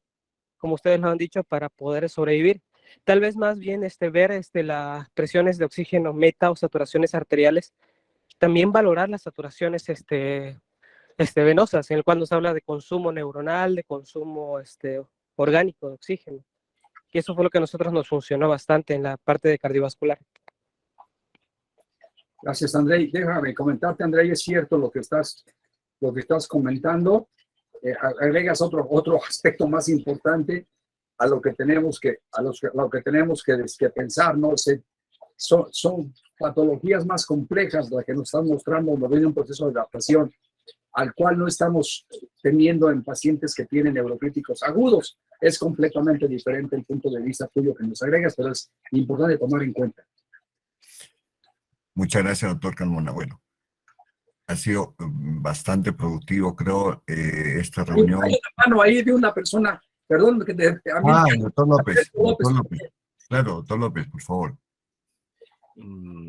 Gracias, Amílcar, por cederme la palabra. Pues, sí, muchas gracias. Siempre interesante escuchar las pláticas del doctor Carmona, porque siempre uno termina con muchas dudas y muchas ideas para seguir trabajando sobre esto. Pero coincido en todo lo que ustedes han dicho y las conclusiones del doctor Carmona, de que lo básico sigue siendo para nosotros en el mundo en general y más para toda Latinoamérica, la educación, ¿no? Y esto platicábamos en esta semana con el doctor Carmona de que la educación, pero la educación pensado de alguna manera de que llegue y abarque mucho más, no solamente a nichos de 3, 4, 5 personas, sino cada vez un poco más ampliado. Y este trabajo, por ejemplo, que tú haces con lo de la altura en el SOPEMI, pues creo que es una forma que estamos viendo que llega a muchos países de Latinoamérica. Es importante esto. Y por otro lado, dos puntos de vista. Uno, la parte de todo lo que es la oxigenación, gases, CO2, presiones y todo esto, que lo maneja el intensivista. Yo también soy intensivista y trabajo mucho en el área de problemas respiratorios. Y entonces el paciente patológico es una cosa, pero lo que mostraba Toño, el antes de esto, el paciente normal con sus valores normales, es donde también tenemos mucha duda y mucho trabajo por hacer. Entonces yo creo que en estas caminatas del doctor Carmona, ahora que anda ya jubilado y con más tiempo para ir paseando por Latinoamérica, deberíamos proceder en algún estudio en ampliar la base de datos fisiológicos normales en base a los equipos que actualmente se utilizan no invasivos. porque hay estudios en el Perú, en el Ecuador, también en Bolivia con gasometría y con saturación. Pero actualmente, por ejemplo, los nuevos monitores de NIRS que tienen 5 canales, se le puede hacer en cuestión de 5 minutos al paciente y medir el NIRS cerebral, el NIRS en músculo periférico y el NIRS en la saturación en sangre. Pero al mismo tiempo se le puede hacer con estos estudios, por ejemplo, de los de Máximo, colocarle el índice de variabilidad y tener un dato hemodinámico. Y además llevarle el CO2. Y además, como bien decías, Amílcar, el otro componente, el ventilatorio, que es una variable que no se ha adjuntado en estos estudios, que es el hacerle una espirometría al mismo tiempo. Entonces, creo que lo que se podría hacer en alguno de estos eventos, llevar equipo, ¿no? Alguna vez con el doctor Carmona habíamos llevado un NIRS y un CO2, pero se pueden llevar los otros equipos para variabilidad cardíaca, se puede llevar espirómetros y preparado con la gente del lugar en diferentes alturas, preparar ya unos, ¿qué será? Unos 100, 200, 300 pacientes que uno traiga a sus familiares de que viven ahí, a enfermeras y todo eso, y sacar en 1 o 2 días, por ejemplo, decir, en Potosí vamos a ir el 25 y desde las 8 de la mañana hasta las 8 de la noche ir midiendo los pacientes de tal manera de que en una semana podamos hacer 3 poblaciones, una de 4.000, una de 3.000, otra de 2.000 metros, y sacar variables de tal manera que pudiéramos tener valores un poquito más ampliados en cientos de pacientes para tener los valores fisiológicos. Porque la otra parte, la parte ya del paciente crítico, eso ya no se puede hacer tan fácil. ¿Por qué? Porque pues ese tienes que esperar que llegue el paciente y tiene que ser ya personalizada, digamos, su atención. La medición va a ser, digamos, 1, 2, pero se van a juntar 4, 5, 10, pero cada uno ya tiene sus variables. Creo que esos 2 puntos se pudiera trabajar. Toño va a ir, ahorita lo mencionó, de que 3 veces va a ir a Bolivia, entonces va a ir al Perú también, y entonces habría que planificar hacer el monitoreo nuevo, no invasivo, para que no sea tan problemático para el manejo, para tener variables con monitores modernos, un poquito con más pacientes que con los que se tenía antes, ¿no? Felicidades, Amílcar, hay que seguir trabajando sobre esto. Creo que la oxigenación todavía tiene mucho camino por delante. Últimamente, bajo la premisa de que pronto, como seres humanos vamos a tener que estar en el espacio y vamos a tener que estar en situaciones cada vez más de hipoxemia, con situaciones también biofísicas cambiantes, como es la gravedad, la radiación y todo eso. Creo que este es un área de investigación y en el que nosotros de alguna manera como grupo podemos aportar un poquito más a la ciencia, ¿no? Eso sería, y buena noche. Muchas gracias, doctor. Bueno, doctor Carmona, me gustaría agradecerle mucho su participación, siempre motivador. Esa es una de las características de motivar la investigación, y eso le agradezco mucho desde el día que lo he conocido y hemos compartido incluso aquí en Huancayo alguna actividad. Le agradezco mucho, doctor, esta charla, y le dejaría primero usted para sus palabras de despedida y después le daría paso al doctor Lescano como presidente de SOPEMI para que concluya el evento. Gracias por el protocolo que estás siguiendo. Yo quisiera darle las gracias también a Carlos, porque pues a través de Carlos te conocí a ti, Amílcar. Fue primero a Carlos y luego te conocí a ti, Amílcar. Creo que es el que merece más experiencia de mí. Yo les doy las gracias, estoy para ayudarles y servirles. Muchas gracias a todos. Muchas gracias. Doctor Lescano, Sí, el evento. Primero, para nuevamente agradecerle a Amílcar, a doctor Carmona, por la actividad de esta noche. Agradecerte de manera general también por haberte sumado a todos los capítulos que hemos impulsado dentro de la Sociedad Peruana de Medicina Intensiva de manera activa. Y el éxito se ve, porque no solamente tenemos la presencia de profesores nacionales, sino también profesores extranjeros, y la concurrencia también de público de dentro y fuera del país, ¿no? Entonces eso definitivamente hace de que este esfuerzo que realiza tú en el capítulo como persona y que realiza la Sociedad Peruana de Medicina Intensiva, ¿no?, esté completamente justificado, ¿no? Lo otro que quería mencionarles es que a propósito de que estamos hablando del paciente neurocrítico en lo que viene a ser altitud, ya se nos viene el Congreso Panamericano Ibérico de Medicina Crítica y Terapia Intensiva en el mes de noviembre. Vamos a tener allí, aparte de un excelente curso precongreso del manejo del paciente neurocrítico, que lo están preparando el doctor Carmona con el doctor Omar Heredia, también vamos a tener módulos del manejo del paciente neurocrítico, y dentro de los invitados de renombre está también el profesor Randall Chestnut, que lo han mencionado ahora, ¿no?, que va a presentar resultados de diferentes investigaciones. Y también vamos a tener los módulos de medicina crítica de altitud, en donde veo acá algunos de los profesores que van a estar presentes también en esos módulos. Entonces, además de todo el resto de áreas,